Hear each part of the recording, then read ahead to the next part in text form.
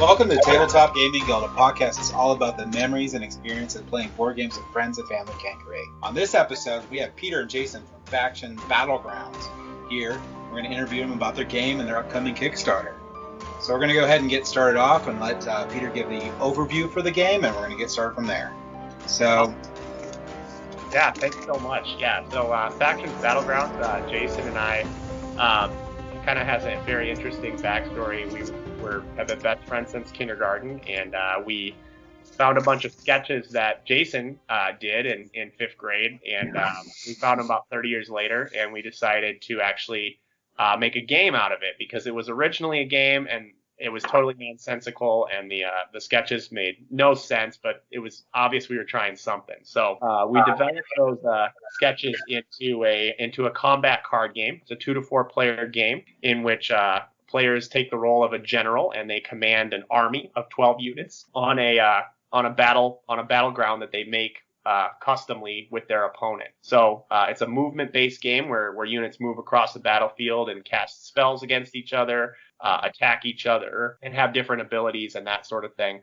We have 6 original factions that all do different things and all have different strategies. And the goal of the game is to eliminate your opponent's units, and each unit has a point value. And as soon as you eliminate a certain amount of point value, you win the game, you win the battle, and all that. There's a lot of different kind of strategies that go into each different faction, and it plays pretty quickly once you get the hang of it, about 35 to 45 minutes. And we've just had such a blast creating it and entering the tabletop community. It's such a welcoming, fun, easygoing, creative community, and we just wish we would have started creating the game a few years sooner to get involved. So, yeah. And now's a pretty good time to get in there. A lot of people are looking to playing games at home and stuff. I had a question about the just getting off on the battle system there, where you actually can win when you get so many points. Mm-hmm. Is that when the opponent's army are almost destroyed, or in a 4-player game that's just accumulative for all other players? So like if I take out X amount of units from 3 different players, does that all count toward my point total for victory? It does. And the reason we wanted to do it that way is because we wanted to, a lot of times some of these tabletop games that, especially kind of the war games or the miniatures games take quite a while to play. We wanted to keep ours pretty fast paced and keep the score running total pretty easy to achieve. Yeah, I like that idea a lot, rather than just wait until you eliminate a player. Instead, it rewards aggression, right? I mean, which is the whole point of the game. It's a battle game. You want to be fighting.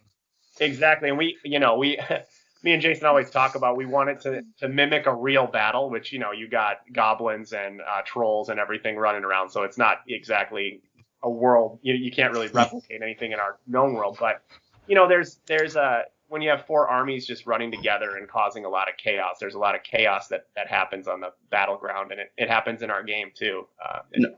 Yeah. Absolutely, because in the initial design, when Peter was designing the mechanics and the rules and the flow of the game, the idea was that both players or if it's a 3 or 4 player game, all the players would be highly engaged. So that way you're not taking full turns essentially, and then you're constantly involved in the flow of the game, but also just the gameplay in general. So that way you don't feel like you're out of it or you're bored of it essentially.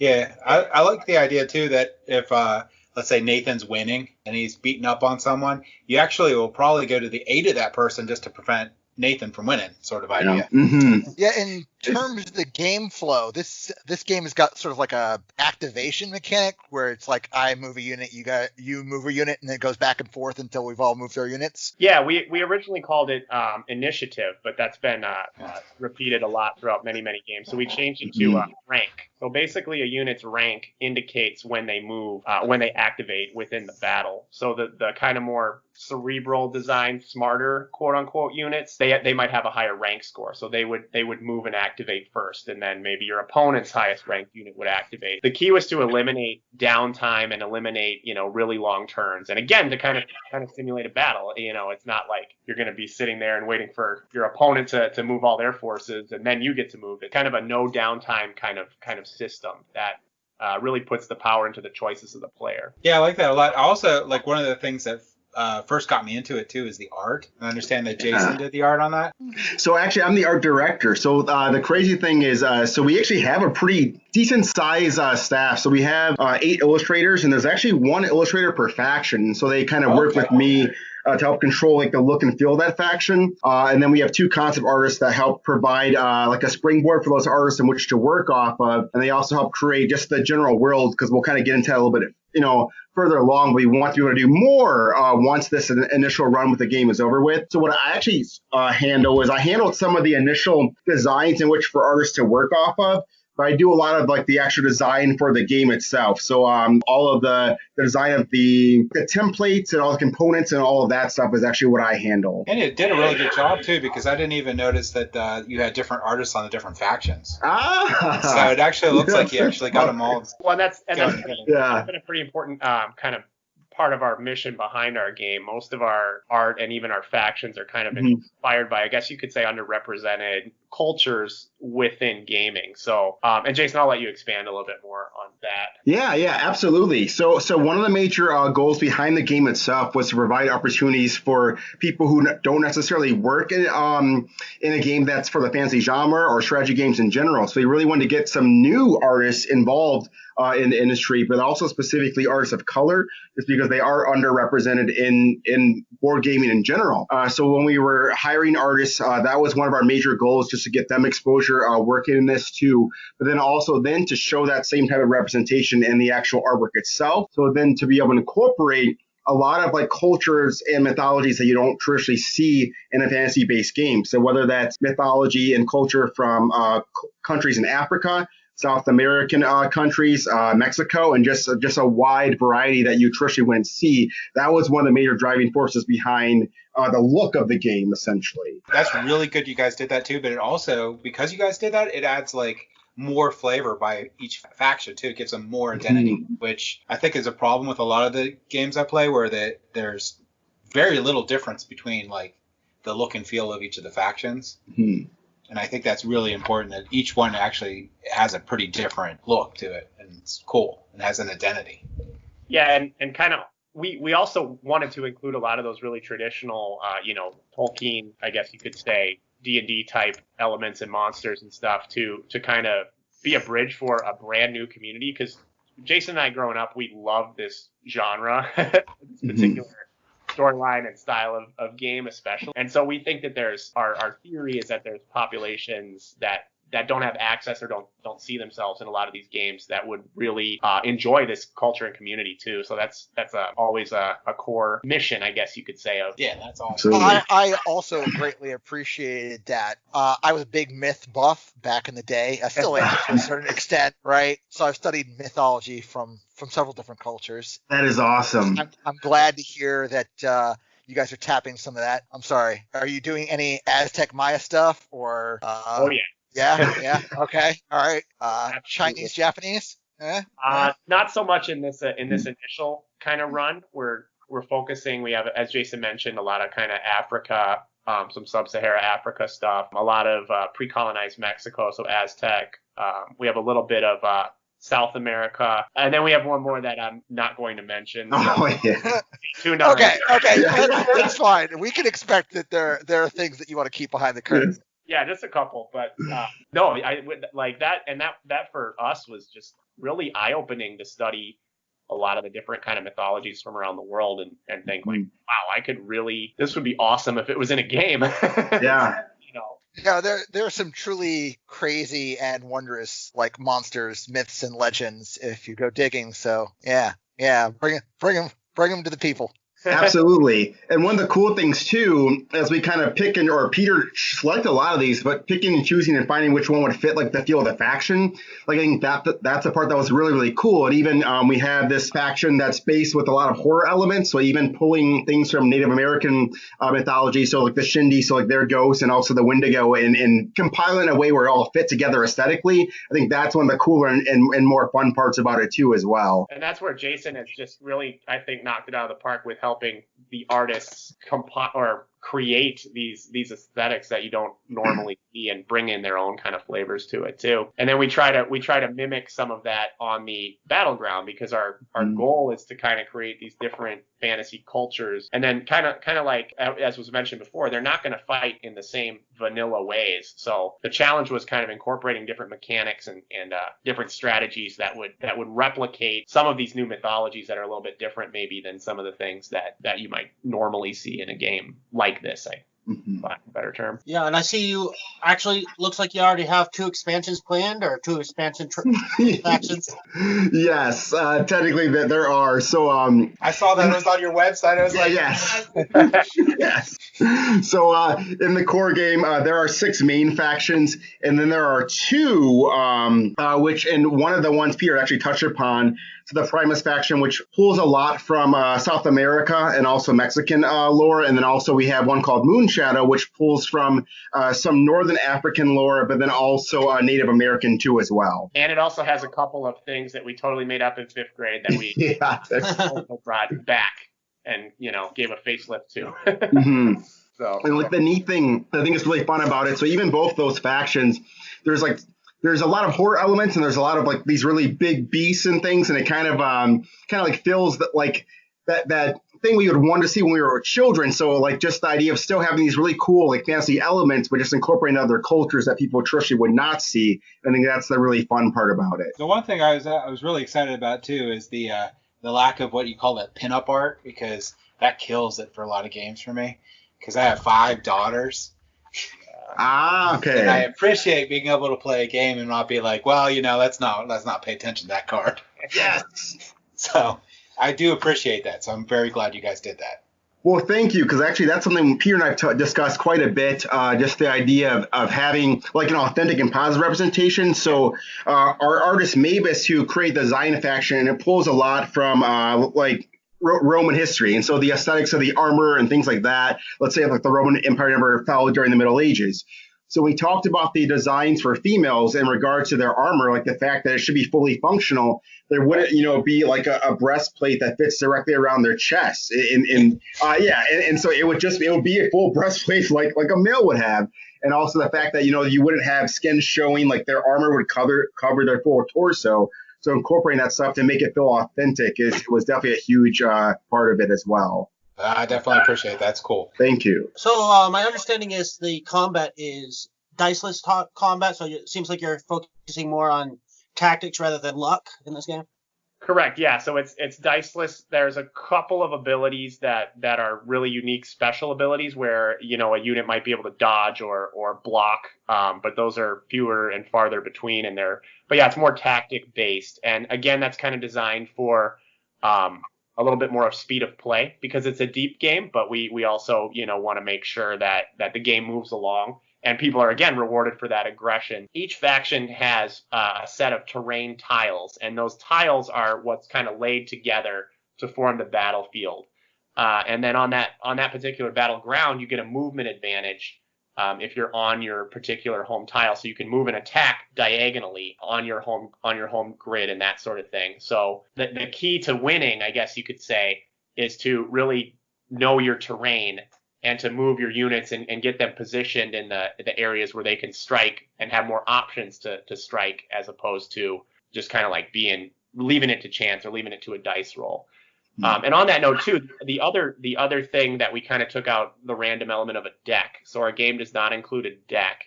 Basically, you have all 12 of your units that you can purchase whenever you can afford, and there's some resources that are placed on the battlefield. And as soon as you can purchase those units, you can play them and move them around. So you can start with your best, most powerful unit. The drawback of that is the gold cost also corresponds with the point value. So if I'm playing my best unit right away and running it out there and killing all these little units, but then it dies, my opponent gets points equal to that gold cost value. So it's kind of a risk reward as to when you want to play your best units. If you want to, we've seen players use their worst units really well and maximize that value. We've seen players run their best unit, straight into the ground and totally turn the tide of battle. So everything is kind of trying our best to take the random element out of it and put it into what choices do I make as a general on the battlefield. Absolutely. And one thing Peter and I talked about was the idea, if we're going to put a game out, we want to honor the time of the people who are playing it, because it's not designed for us, it's designed for them. So essentially the idea of being able to really have people rely on their choices, that way they don't feel like they're like shortchanged while they're playing the game. But then also too, then if a unit, let's say a unit costs 9, but it's eliminated off the battleground, then essentially you get 9 points and you're already back in the game without feeling like it's getting away from you. So that way there's a lot more back and forth and a lot more exchanges between players, just to make it, again, or to keep it engaging throughout the entire game. Can you do something like with the rank system? So can you play with like a rank level X, move to get enough resources to purchase another unit that is the next rank, so that it can fire right after that one? Is that something you can do? In a word, yes. You That's can. cool. So, yeah. What you can do is whenever it's one of your units holds the rank or has a chance to activate, you can always buy new units whenever it's a unit you control's turn. That keeps the cycle going, essentially.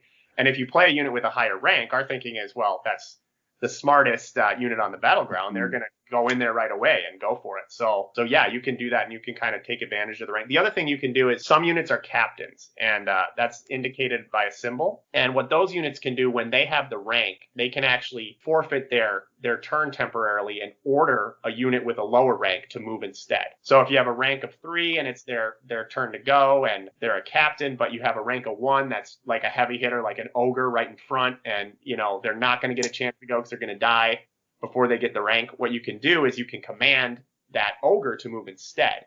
So the ogre would get to go at a different rank level because it's commanded by a captain. So we tried to build in a few different ways so that it's not just, like a staircase, one after the other where it can be kind of manipulated and moved around and dynamic, I guess you could say. Yeah, that feature, the feature that where the damage is automatic, it's just flat, and the terrain seems to make the core of the game. Really, it's all about. When I reviewed the material that you guys had up your website, it looked like positioning was really key. Definitely, yeah, sure. Yeah. That's absolutely that's the real key to the game is that, and using your resources well. But again, the resources are a great bonus to have, but they're not make or break. It's really comes down to, again, your decisions and getting in the right positions and that sort of thing. Absolutely. And kind of going what Dan was saying, just the idea of being able to set up the battleground every single time you play and have it be unique. I think that just provides such a unique aspect to it, because then, of course, you can create paths to certain areas. You can create paths to the resources.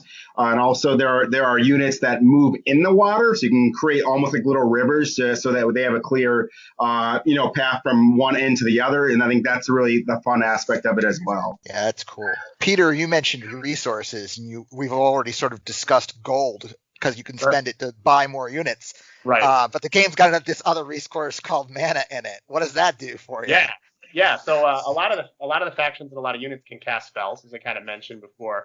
And rather than having them each have their own kind of spells and their own kind of way to do it, it's kind of a universal mechanic where you own a certain amount of mana, and you can get more on the board.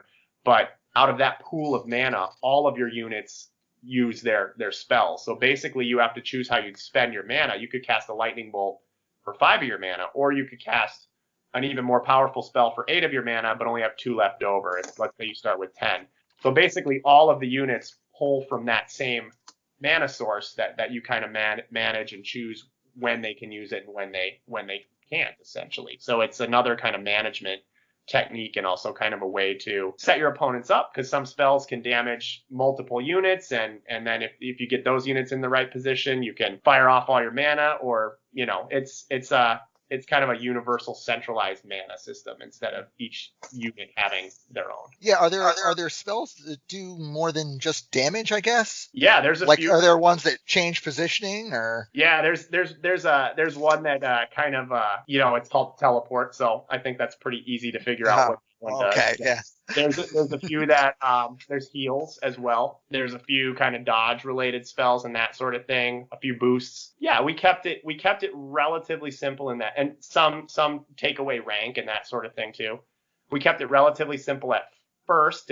In just kind of many of them do damage, but there's several others depending on the faction that do a lot of different kind of things. Oh, that's really cool. So you can actually take away rank. So when they would have gone the next round, you can actually delay them from actually being able to fire off. That's pretty cool. Yeah, there's different things like that. Yeah, and there's some that there's also kind of some units have abilities that you can only use once per game that do similar things like that too. So if you don't have mana, some of these units can do different abilities instead, but that's it. That's the only time they can use it. So they can't necessarily ever get it back and do it again. So you have to choose the best time to do it. So when you were working on the game, I always like the idea of asymmetric powers and stuff, but I know that can be really hard to do, to balance and stuff. How hard was that to actually just balance all those different factions together? Cool. It took a long time. It's still a work in progress. Even before this call, we changed the stats on one of the units. Yeah. I think we had kind of two challenges. One was that at first we made the game so heavy that it was just every unit did something completely different, and they do like 4 or 5 things, and it was just like Jason and I loved it. But we were like, if people play this game 4 or 5 times, then they'll get it. But no one's gonna play it if they don't like it the first couple times. So it was kind of pairing. Oh, a little chicken and the egg scenario, huh? Yeah. So it's like which abilities and which spells and what stats work the best together. And then the second part was kind of making them unique enough that each faction still had its own flavor, so that it didn't feel like, okay, every faction has one guy that shoots a bow and arrow and one guy that casts spells and one guy that is, a tank. Like they still had to have their differences and their different abilities and that sort of thing. And then the third problem is the third hurdle we had was once we had all of that set, making sure it was balanced. So we kind of took a tiered approach to it, and we were able to set those first kind of 2 steps, and then just kind of tweak each one statistically to make sure that it fit. But it was a very long process. It was not a straight road. Which Jason can attest to. Yeah, absolutely. There's so many proto spiels we had to go to, and so many like playtest groups and things of that nature, just to even get to snip the area that we're currently in right now. And I think that was probably like one of the best parts too, just being able to learn from other feedback. Because of course, even when Peter was saying, like, when we played it so much at the beginning, like, oh, this is awesome, and then we're like, oh, we brought it to a proto spiel, we realize it's a little bit too heavy for someone to be able to play for the first time through and really get a good experience. So that's definitely a huge part of it. Yeah, I always appreciate those asymmetric powers. I know how rough that is. When you guys are having people play test it, how do you work out between, like, because I know, like, when I play a game, especially with asymmetric powers, the first thing I get is like, wow, that power might be overpowered. But it actually isn't. Mm-hmm. It's just the first time I've ever played it. It just seemed like that was the obvious strategy for me. When you have people playtesting it, how are you guys able to sort out that?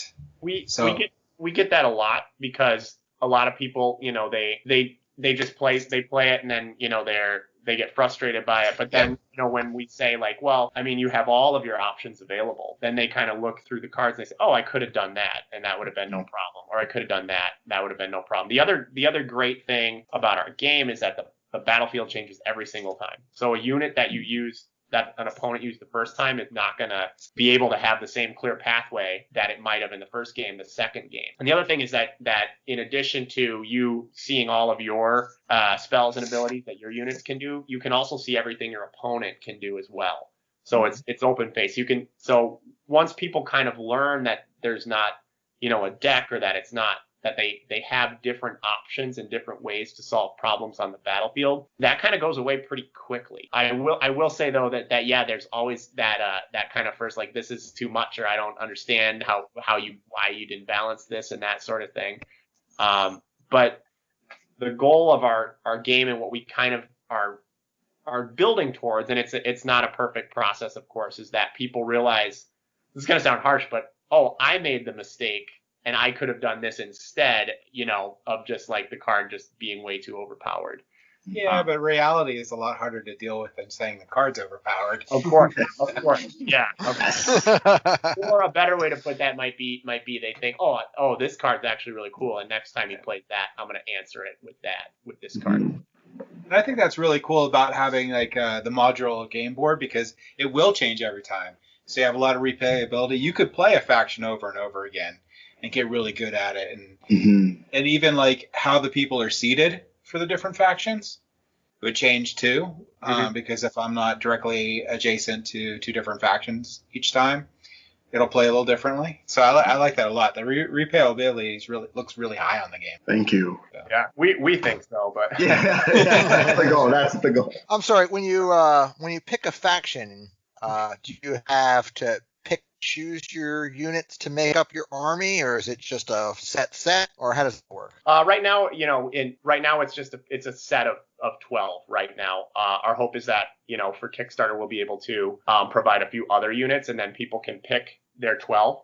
So they'll have about 15 to choose from, then they'll get to customize and pick their 12, which will be another thing. They can balance it towards whichever faction they're playing, because they'll have pros and cons. Certain units will be used in different ways, but yeah, you have your 12 units that you kind of come with, but hopefully in the future you'll be able to customize it a little bit before the game. And our goal is to try to not, I had to be taught.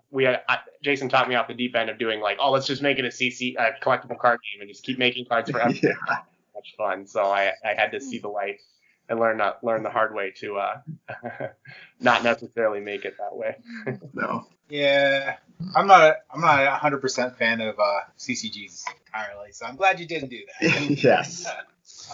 One thing that I was wondering, when you're doing the expansions or added-on content, are you also going to be doing like expansions, add-on content for existing factions later on too, so you can keep building on an existing faction? Yes, we are, and that's the goal, is to be able to provide more units for that faction, so that we have a larger pool to work from. And Peter and I talked about too, just the idea of being able to have a small set of factions that can work together. You can combine, so let's say you can combine 2 factions, or you can combine 3, and those are the ones that have the most synergy. That way people do have more options in which to play, so that way you don't have to worry about buying, set after set, but you still have a much more variety in the box that you have. And that would be our goal, just to kind of do a small release after this to provide those options. Well, as long as it's not a CCG, I'll buy some. Yeah. Not a lot more. There's definitely an endpoint. Yes, that's the goal, an endpoint. I do also appreciate that you forgo the Kickstarter standard of going all out on minis. I've had so many games lately that, have really nice minis, and I finally get it. I paid $100-something for this game, and they just slap together a game to go with these minis.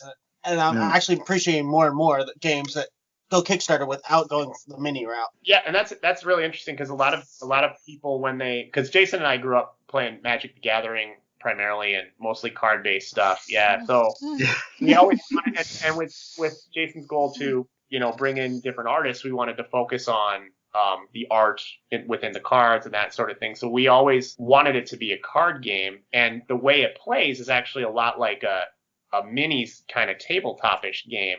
So it's kind of a card game that plays like a minis game, and because of that, we really kind of focused in on our niche, which was kind of a quicker combat game, a more aggressive-based game, a game with kind of more options that you can play 2, 3, 4, 5 times with your buddies. Like a Magic the Gathering, but just took away some of those elements of like a hand and needing lands and that sort of thing. I'm sorry, quick component question. The terrain, you mentioned, you called them tiles before. Are they actually tiles? And are the units cards, or are they also tiles? Yeah, so the terrain is, I don't know, what's the kind of what's it made of, Jay? So it's made out of like a cardboard, but they're actually like rectangular pieces. So it's not like it's like a hexagon style tile. So each there's 4 spaces or grids, we call them, on each tile, and each of those is the size of a playing card. So each of those makes up 4 spots on the battlefield. So you move your cards on those grids, and they fit the size of the card fits the size of a grid, and each grid. Well, there's 4 grids on a tile, so four cards fit on a tile, I guess you could say. Yes. Okay. That's a long way of saying that. And you'll notice in our game too, we have a beveled edge in the right top of the card, and that's because we had a problem where people couldn't see what style of terrain they were on. So the beveled edge allows them to see the terrain that they're actually on, which is an important feature. And it turned out because our card looks a little bit unique compared. And so yeah, it just looks cool too, for sure. Yeah, and then you have the 4 slots, and then you have 3 tile by 3 tile grid. So you have a lot of terrain to cover on there too. So that's cool. Yeah. So in the 2-player game, there's 2 different advantages. One player gets to lay all 5 of their tiles, which gives them obvious advantages on the battleground, and then the other player lays 4 tiles, but they get to choose where the resources are designated so they can accrue their resources quicker and things like that. Oh, so anyone can grab the resource tiles. Yeah, the resources go in 4 designated spots, but the player with the resource advantage, we call it, gets to choose which resource basically goes in which spot, which is a pretty big advantage. The other thing that they get to do too is we call the units that you start with your vanguard, and also so basically the player with the 5 tiles, they have to choose their vanguard first so that the other player can react to it, and that way they might choose different units and that sort of thing. And then when they buy a unit too, the other player can kind of react to it and pick. So the lead player has more tiles and more terrain, but the other player has a couple of advantages too that balance it out fairly well. So I know it's like it's not dice-based combat, but in some of the pictures of the game, I see dice in there. What are those for? Yeah, so you do roll to see your advantage. The advantage, and then there are some abilities where, like, we have sprites and things like that are quicker. They can dodge range shots and they can try to dodge spells, and you have to roll a dice to dodge the spell and that sort of thing. So there is a little bit of a dice-based combat, but again, it's more designated as a special ability, and it's designated towards that player taking that risk again. Like, do I want to spend my mana to try to hit this unit and they might dodge it, or do I want to just walk up and attack them and they can't? And just clobber them. So it's there's 1 dice that's typically included. Yeah, it's pretty cool. I like it. I like having that in a little bit in there. So if you want to try to do that, long shot, you can maybe pull it off. Yeah, maybe. So that's cool. Absolutely. Did you do you guys have a concrete like Kickstarter date yet, or are you still working on that? Go ahead, Jason. I'm gonna take that beat. So for sure, we actually have been discussing this quite a bit lately. Okay. We are for sure going to launch in the fall. So we're I would say we're about 3 months out, and that's really all I can say without saying a very specific date right now. But we're building towards it. So yeah, I know there's a lot of work that comes into that. So yeah, and we're kind of like, this is so great to kind of like have this opportunity. So thank you guys again so much. But we're doing all this from like scratch, so we're leaning on blogs and leaning on our Instagram community, and just any advice that we get we try to take, and we're basically just kind of teaching ourselves. So which is why it's so cool, because a lot of things, like the gaming community is so supportive. We found out that people are willing to share and support and cheer for you and root you on, and it's just been a really cool experience, and we've learned a lot. So, but every time, like Kickstarter, it's gonna be our very first time doing Kickstarter. It's gonna be our very first time with all this background stuff that goes into that, and so we're taking our time, and we want to make sure we do it right. But we're eager to get it out there. That's for sure. Yes. Absolutely. Lack of conventions probably hurt you out a little bit this year too. Yeah. Yeah. Well, it's crazy. Cause we were actually planning on taking like a tour of the East Coast and hitting up some conventions over there. And of course, obviously, we weren't able to do any of that. So yeah. So that's why we're so thankful to be able to, do stuff like this, because it does help us quite a bit, not being able to have those conventions this summer. And we went to a couple small conventions, and we also had a good group of regular kind of play testers that we played with right before COVID hit. So kind of jumping back to kind of how we got everything asymmetrical, we're pretty much we're pretty much done with the first 2 kind of tiers of that, getting all the abilities and spells we wanted, and also designing making them kind of flavored for each faction. And we were getting close on balancing it out. So we were in an okay spot when COVID hit, and it actually allowed us Jason to really fix the templates and fix the flow of the game, and to fix all the kind of graphics and that sort of thing. So which in turn really helped the overall gameplay experience and kind of solved some of those problems that people were having in the first place. Yeah. Because going back to what Peter was saying just about the board game community or tabletop community in general, just being so willing to help, like that was the driving force behind us, like changing the game.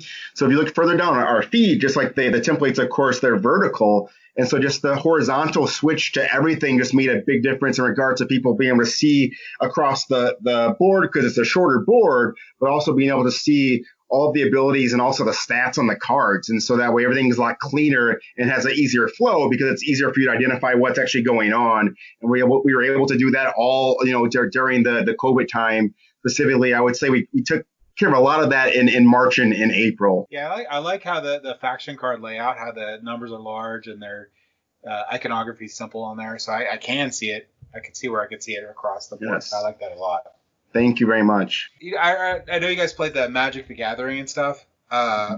Did you guys have any like direct influence for this game? Is there like a game you guys played together or something that got you into thinking about this game? Could even have been like a video game or what was your inspiration for the game? It's interesting. I think and Jay, I'll let you share your inspirations, but mine, we played a lot of Magic, and then we played a computer game series called Heroes of Might and Magic. Which is kind of off of the Might and Magic RPG series, but that one was really, I think, that one really influenced us a lot more than we thought, just because it kind of had the armies kind of almost each unit would go and then another unit would go. It wasn't all and then another one in the combat there, so I don't know if people remember that game, but it's kind of an old game now, but it was a really cool game. And then there was actually a Hero Clicks we played a little bit, which is kind of similar to this, and then there was a Dungeons and Dragons skirmish game that was really short lived. Yep. That also was a little bit kind of like this too, but I think it was kind of for us a combination of that and finding those old sketches because they were based a lot off of Magic the Gathering and Heroes of Might and Magic stuff, and so that for me at least was it. And plus just wanting to try something new and knowing how extraordinarily talented Jason is and how annoying I can be with testing stats. So it was just worth a try. Which makes for a good team in that regard. So I would say kind of go along with Peter. I think really being able like finding that folder. So it's actually it's like this binder of like 300 like drawings in this big Goosebumps binder. And that's what we found and we looked through that. And the crazy thing about it too is a lot of the faction names actually come from that folder, and so that's kind of the cool to be able to then incorporate like some of those like terms and some of those names into the actual game now.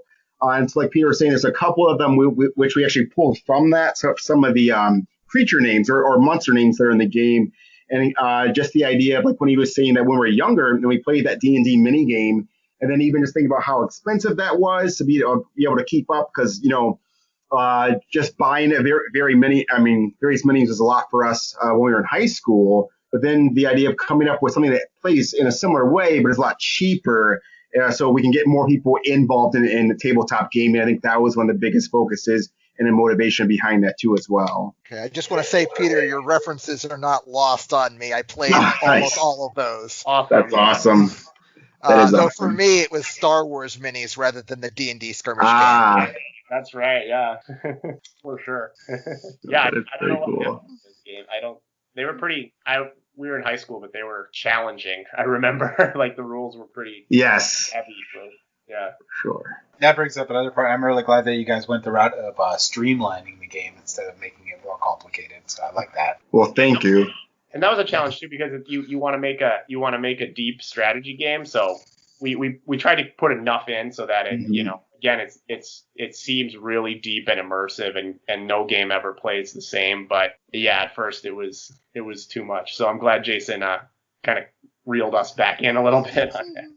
No, for sure. So then we figured at least then it's really all about your choices and how you construct the battlefield and how you move along the battleground. But then at the very least, because the like the steps of a round will always be the same, and that way people have that structure they can build off of, which at least streamlines it in that way. Then it's about how you utilize your mana for the spells and your abilities and how you move along the battleground, how you set it up, and that's where all the strategy comes in. So that at least that stuff is different. But all the other structures and rules, will be very consistent to keep it simple. All of our spells and abilities are designed that players can read them, do them on the battlefield once, and both players understand from there, have a very clear understanding, so that when it happens again, they know exactly which ability is going on, exactly what's happening, and that sort of thing. And they can identify it when they see it in a different faction, really. Absolutely. And I think that's one reason why there are so many offensive spells too as well, because then once a player sees that, they know how to do it. And then we try to use as many icons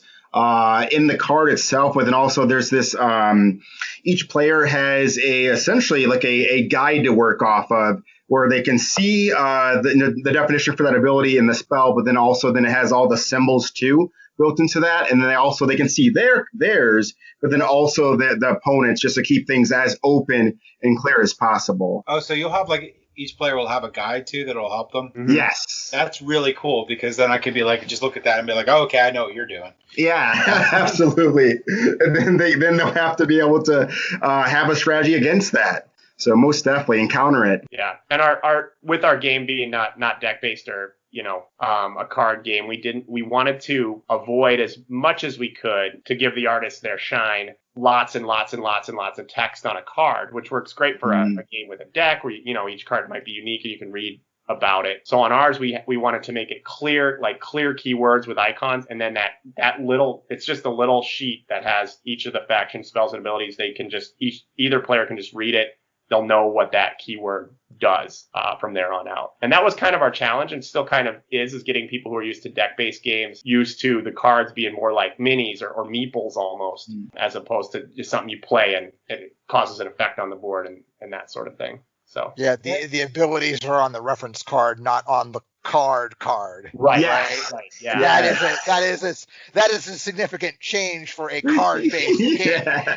Yeah, absolutely. Yeah. But changing, just kind of thinking of it as, a mini or a meeple or something, that and then it kind of clicks for people. And once they do it a couple times, it's not really. But you're right. I mean, it is a big change. And that's something that Jason and I worked really hard on overcoming, I guess. Mm-hmm. It was a huge struggle for us, but people pointed that out to us. And so that was kind of a hurdle that we tried to make as user friendly as possible. And switching the card layout helped immensely with that, just because it's just so much clearer and easier to see and understand.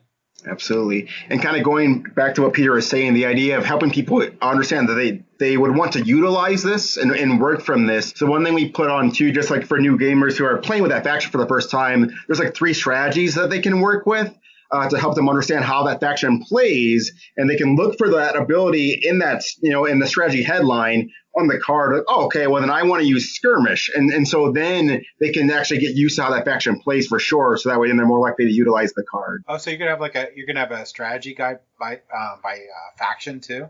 There's a little mini strategy guide that comes with it. Yeah. That happens. 3 different little ways. Yeah. That way they also get the idea behind the faction too. Yes. Just even if they're not really going to go with it, they're just okay, well, I know what this faction is supposed to do, so I can use that. So that's cool. I like that a lot. For sure. And then the cool thing, too, is because you have your opponent's card, you can see what that faction does, their 3 greatest strengths, and you can kind of work against that. So it does provide help in that way, too. Like your scouting report. It's exactly. I'm desperately trying to think of the game. I'm really glad that you guys did that, because there's a game that I like to play a lot, and I'm trying to remember what the name of the game was. And it was notoriously horrible for that. It would basically what happened is you had all the text on each of the cards. It was a point-based battle system, and it was a 2-player only skirmish, so similar to Battle Lore, but you only played with cards. And I can't remember the name of the game I played hundreds of games of this. And the problem came is you would have your faction and your units and stuff, and you would be deploying them on the board and stuff. And it was a deck you drew, and then you could deploy them. but your opponent would come up with his ability and stuff, and you're like, I don't know what you're doing. Yeah. Out of nowhere. I will remember the name of that game by the end of this podcast. Yeah, because now we'd like to know. And now I'm going to edit into this part. So I sound smart. Even, I love some of our playtesters we have like pretty big crossover with people who play Yu-Gi-Oh! A lot. And that one, even to me, is so like, I try it. I get it that people love it. It looks like a cool game. It's just so much to read for me on the card. Yeah, in a Yu-Gi-Oh game, when the entire card can be text over top of the image. I'm just like, and then some of the older cards, they actually shrunk the font. I'm like, no, I'm not doing this. Yeah.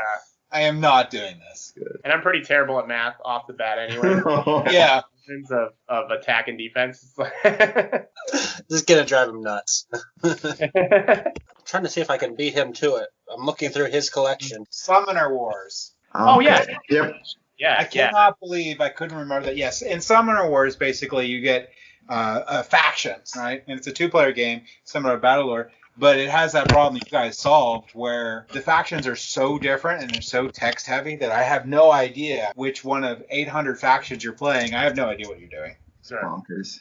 Yeah. It's crazy. That is. And that's an interesting comparison because that our movement, like kind of just the thought of moving cards on a grid is very similar to our game as well. So we've heard people mention that it reminds them of that. There's I don't know about that part that you're complaining about. No, if you play the game, you'll see it really quick. Even the base game, I think, comes with like 24 factions or something like that. Oh, wow. Some insane number of factions. I can't remember if I had a couple expansions or not, but I had at least that number in there. And there's some fundamental differences that between that and yours too. Yours actually has a variable terrain that matters. Summoner Wars doesn't. And they have a deck, correct? I think they. Yeah, you actually have to shuffle a deck. You draw from the deck. It's random what you get. You could get like 8 walls and be like, oh great. That's right. Yeah, I guess I'm playing a wall. Maybe that explains why I got my copy so cheap.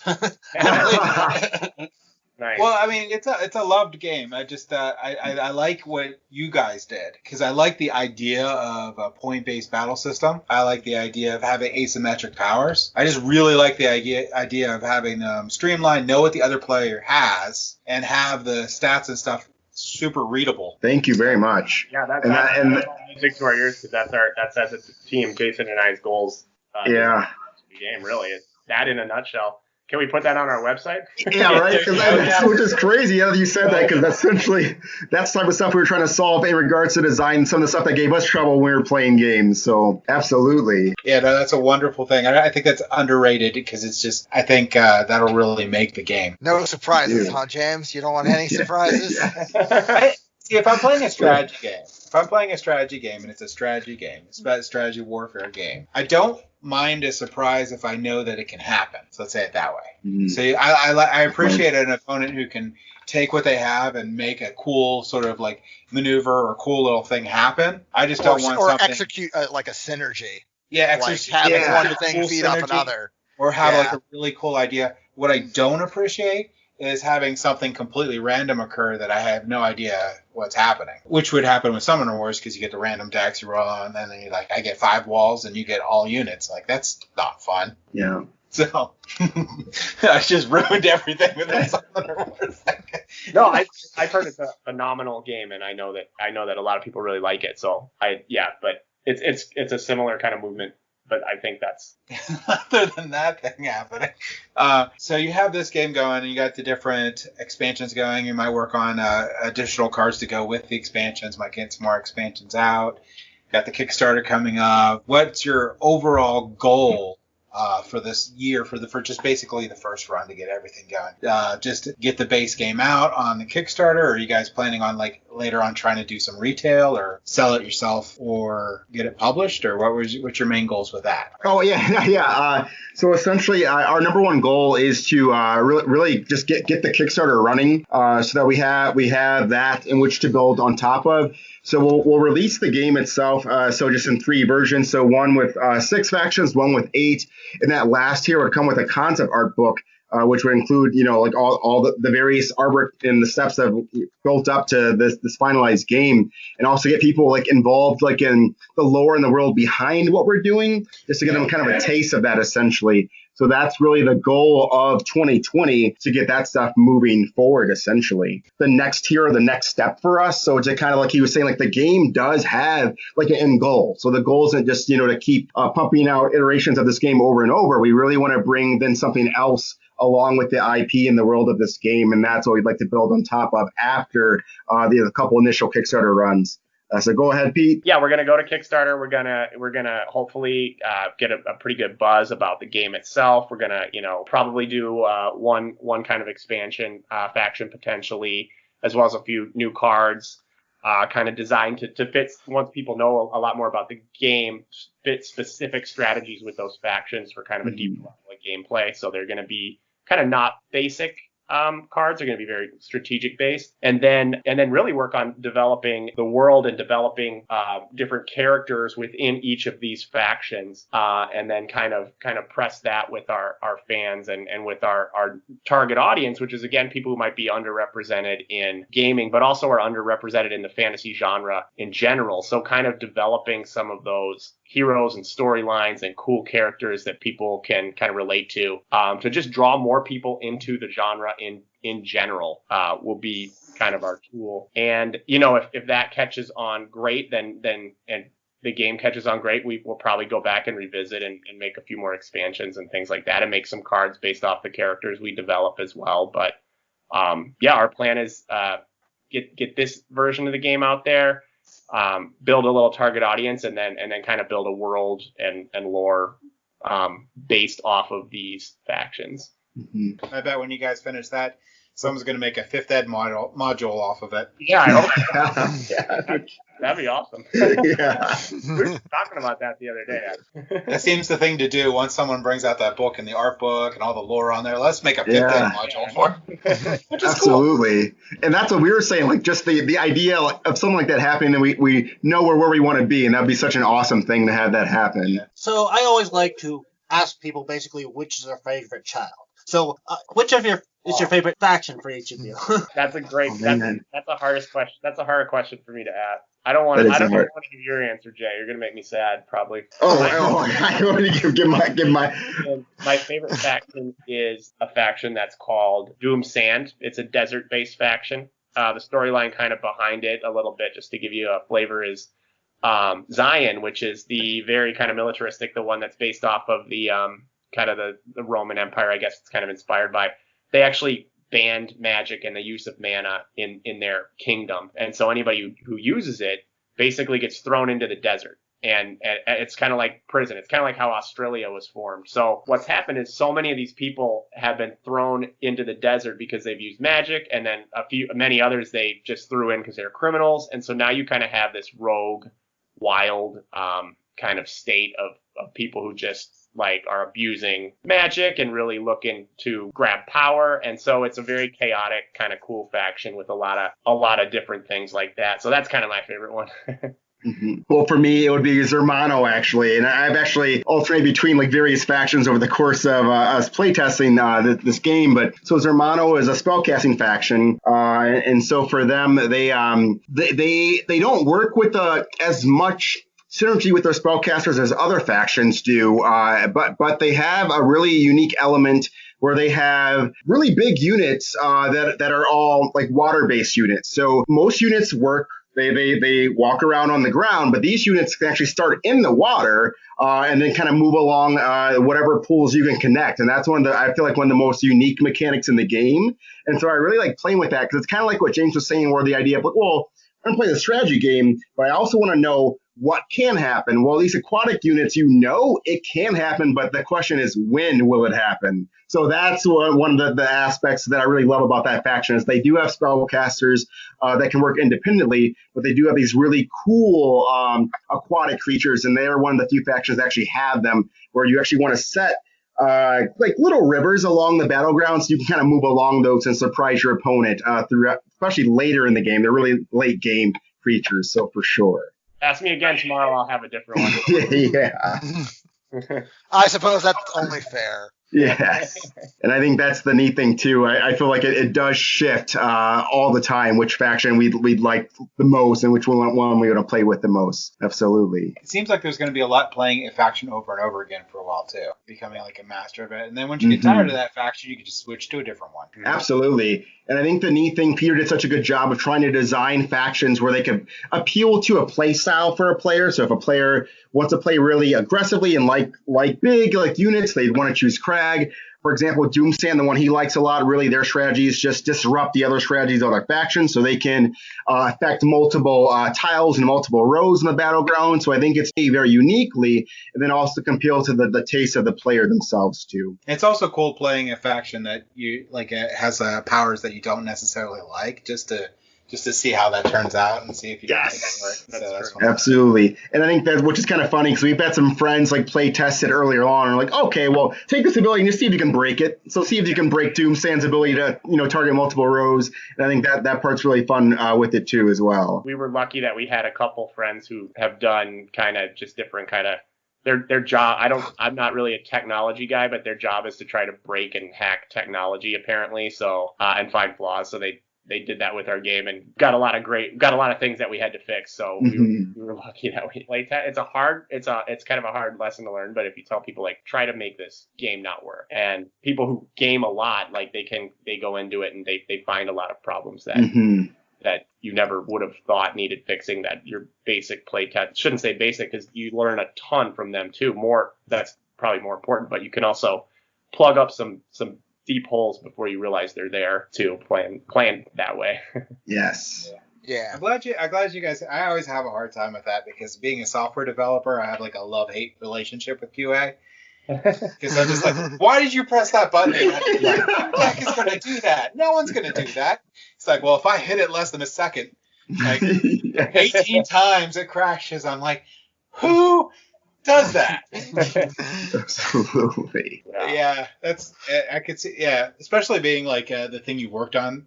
It's really good that you guys could take the feedback and work with it and figure it out and stuff. And I think that's the thing that we had to accept a lot. Actually, at the end of last year and this year too, the fact that we have to, had to get to the point where people have to be able to play test it. All the blind play tests we've been having now, where we can't sit with them like we did during the proto spiel. So getting to that point, I think that was one of the biggest hurdles to get over too as well, for sure. And then, I think the rule book, Jason worked extremely hard and got that in a place where when we were doing blind play tests and people would give us feedback, their questions were more on, specific strategies or one-off abilities. And so, the rule book, it still needs some polish and that sort of thing. But Jay, we kind of found the golden ticket in that people aren't asking how do I set up the board? Or this is so confusing, or this is they understand now how to play the game without us there just by looking at the rule book. And that for us was just kind of okay, wow, we kind of got it down now, because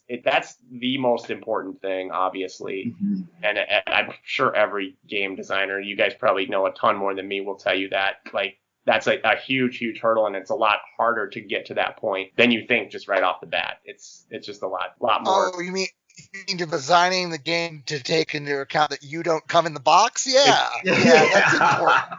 Exactly. That would be creepy. You open the box. Oh man, that's a great way to put it. Yes. Yeah, absolutely. As we were first time designers, and it was a lot harder than we thought to get the rule book exactly. And there were things I was like, we need to explain this better than we. So, but yeah, you're 100% right. That's a hard thing to realize. Yeah, I'm glad you guys are working on the rule book a lot, because I agree. I really do think that a rule book will make or break a game completely.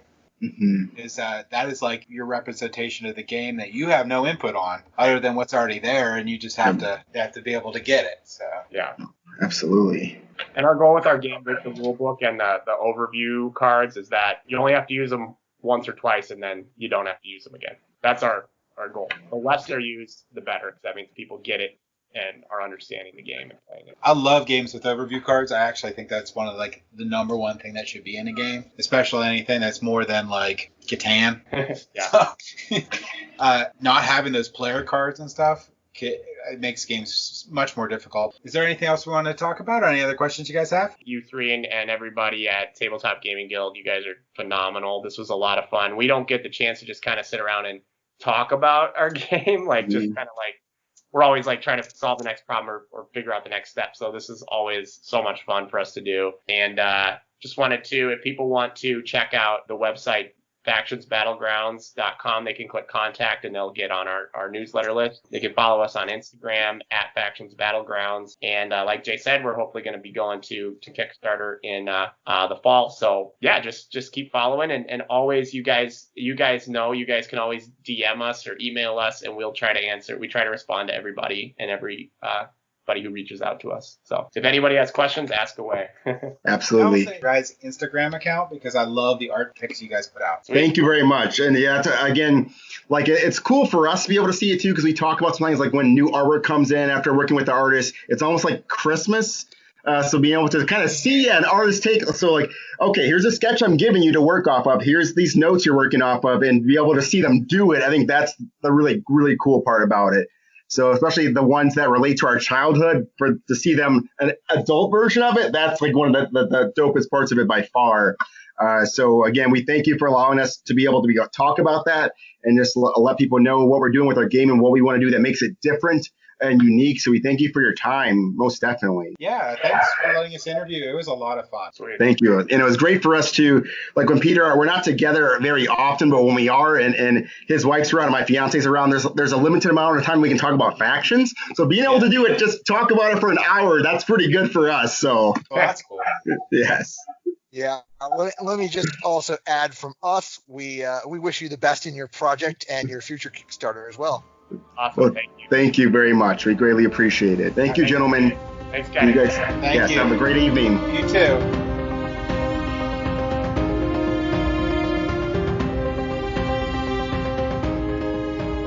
Thank you for listening. If you have any feedback for us, feel free to visit us on Facebook, Instagram, Twitter, or Board Game Geek Guild 2989, or our website at tabletopgamingguild.com.